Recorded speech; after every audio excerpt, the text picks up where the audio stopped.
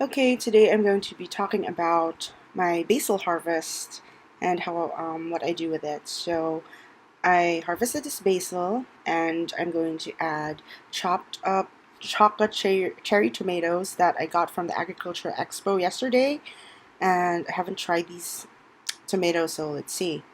So what I do is I actually cut a longer stalk of the basil because I'm going to be using that for growing roots in water. So I'll take out the two lower leaves.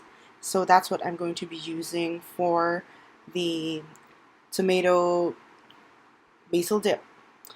And this is where I put the basil. As you can see, there are other basil stalks that I've already harvested weeks ago.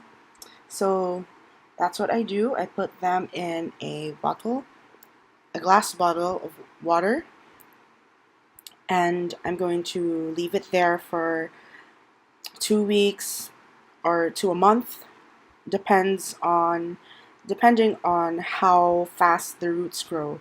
So some of the stalks would have a lot of roots in 1 week, and others not so much. So basically, it depends on that's what I experience.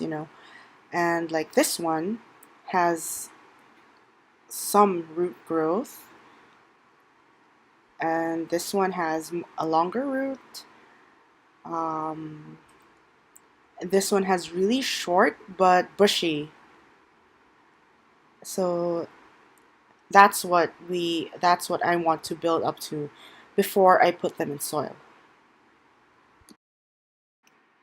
So back to the kitchen where I'm going to be chopping my basil, tomatoes, and garlic, and adding that to olive oil and balsamic vinegar to make a dip for my nachos or bread or crackers.